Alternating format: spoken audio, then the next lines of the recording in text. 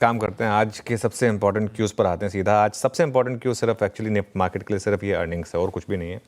इसी पर आते हैं आशीष। और जैसे मैं आपको अपफ्रंट कह रहा था, सबसे इंपॉर्टेंट होगा इसमें हम HDFC बैंक के नंबर्स पर बाजार कैसे रिएक्ट करता है। देखिए, HDB फाइनेंशियल का स्टेक बेचा उन्होंने, उससे करीब करीब 9,000 करोड़ के करीब पैसा मिला उन्हें। वो उसको कैसे यूज़ करना था, ये एक एक्सपेक्टेशन बाजार लेके चल रहा था। जब उन्होंने कहा था कि हम स्पेशल इंटरिम डिविडेंड देंगे, तो बहुत लोगों को लग रहा था कि 9,000 करोड़ जो है ना, ये शेयर होल्डर्स में बढ़ जाएगा। लेकिन बैंक ने क्या किया, बैंक ने इस 9,000 करोड़ को यूज़ किया एक्स्ट्रा प्रोविजनिंग के लिए। देखिए, प्रोविजनिंग क्या होती है, इस चीज़ को समझना होगा लोगों को। प्रोविजनिंग ये होती है कि कल को अगर कोई लोन बैड हो जाए या ख़राब हो जाए, तो आप उसके लिए प्रोवाइड कर रहे हैं, तो आपकी बैलेंस शीट पे उसका ताकि एक इम्पैक्ट ना आए। प्रोविजनिंग का मतलब ये नहीं होता कि वो पैसा गया। अगर वो बैड लोन नहीं हुआ तो आप उसको राइट बैक भी करते हैं, तो ये आगे जाकर अगर वो जो NP नहीं होता है कोई, तो उसको आप राइट बैक करके वो वापस प्रॉफिट में भी आता है आपके। तो इसके लिए अब वो 9,000 करोड़ या तो आप डिविडेंड में दे देते, या आप उसको एज वन टाइम इनकम दिखाकर अपना EPS बढ़ा के दिखा देते, या फिर आपने एक्स्ट्रा प्रोविजनिंग कर ली। जो HDFC बैंक जैसी एक कंजर्वेटिव मैनेजमेंट है, उसने एक डिसीजन लिया कि अपनी बैलेंस शीट को थोड़ा सा इम्प्रूव करते हैं, और उससे भले ही आपके उस पर इम्पैक्ट दिखाई दे, लेकिन प्रॉफिट पर ओवरऑल, लेकिन प्रोविजनिंग ज़्यादा कर दीजिए। अब इसमें कुछ लोग ये भी कहेंगे कि नहीं, लेकिन क्यों की प्रोविजनिंग, कहीं कुछ स्ट्रेस तो नहीं है। वो भी वैलिड पॉइंट है, उसमें भी कोई दिक्कत नहीं है, वो भी वैलिड पॉइंट है। लेकिन जो भी है, उन्होंने उसको यूज़ किया। और एडजस्टेड ऑपरेटिंग प्रॉफिट, जो प्री प्रोविजनिंग ऑपरेटिंग प्रॉफिट की जब हम बात करते हैं, PPOP, जो लगातार बात होती है, वो एक्चुअली एक्सपेक्टेशन से बेहतर है। नेट इंटरेस्ट इनकम भी एक्सपेक्टेशन से बेटर है। हाँ, नेट इंटरेस्ट मार्जिन इसने थोड़ा ज़रूर, जैसे कहते हैं, थोड़ा सा मायूस किया इसने। अगर ये NIM अगर ये भी एक्सपेक्टेशन जितना आता या उससे थोड़ा सा बड़ा आता, तब तो मैं इसको आउट एंड आउट बोलता कि आज ये बहुत अच्छी शॉर्ट कवरिंग दिखाएगा। लेकिन क्योंकि दो फैक्टर्स हैं, इसकी वजह से थोड़ा सा आज देख लेते हैं। टेक्निकली भी स्टॉक थोड़ा सा वीक रहा है, लेकिन फ्राइडे को जिस तरीके से तबीयत से शॉर्टिंग हुई है HDFC बैंक की, मुझे नंबर्स उसके हिसाब से ऐसे ख़राब नहीं लगे।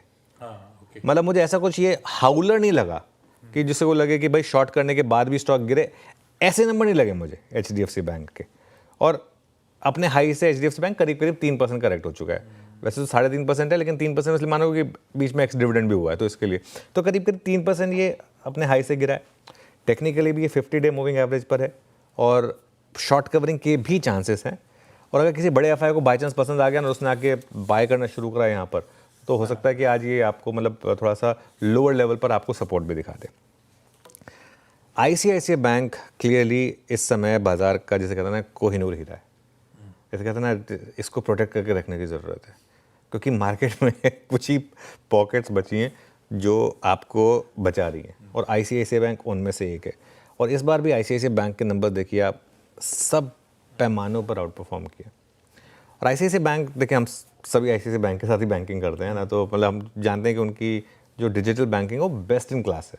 अब यहाँ पर आप देखिए, नेट इंटरेस्ट मार्जिन उल्टा लिख दिया, 4.41 के मुकाबले 4.34 आई, इसको हटा दीजिए, उल्टा लिख दिया। 4.41 के मुकाबले 4.34, मतलब 7 बेसिस पॉइंट के करीब का कंप्रेशन आया है। एक्सपेक्टेशन था कि 4.23 आएगा। 18 बेसिस पॉइंट के कंप्रेशन का एक्सपेक्टेशन मार्केट लेके चल रहा था, उसके मुकाबले सिर्फ 7 बेसिस पॉइंट का कंप्रेशन आया है। तो उस हिसाब से जो हाँ, ये सही है, 7 बेसिस पॉइंट गिरा है। एक्सपेक्टेशन बहुत ज़्यादा 18 बेसिस पॉइंट गिरने का था। और तो इस हिसाब से अगर आप देखें तो अनुमान से बेहतर है NIM। और एसेट क्वालिटी तो खैर ICICI बैंक की बेस्ट इन क्लास रही है, स्टेबल भी है, और प्रॉफिट में 8% से ज़्यादा का बीट है। दिक्कत क्या है, जब मैंने अपने करियर की शुरुआत की थी और उसके बाद करीब 10 साल तक ICICI बैंक का प्राइस टू बुक वैल्यू होता था 2 टाइम्स, HDFC बैंक का प्राइस टू बुक वैल्यू होता था 4 टाइम्स।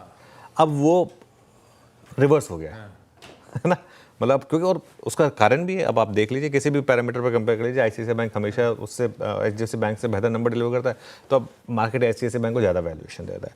तो इसमें वैल्यूएशन का रूम है, लेकिन बहुत कम ही स्टॉक्स हैं जो मार्केट में इस इतने अच्छे बेस पर भी इतना अच्छा परफॉर्मेंस दे रहे हैं। तो लेट्स सी।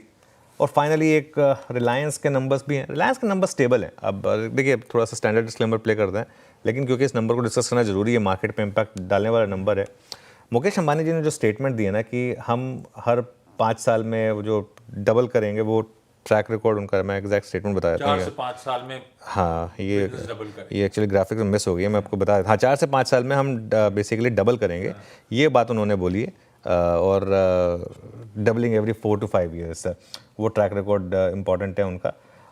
इसके अलावा अगर आप देखें मॉर्गन स्टैनली ने कहा है कि बैलेंस शीट में न्यू एनर्जी और टेलीकॉम ये काफ़ी अच्छा कर रहे हैं।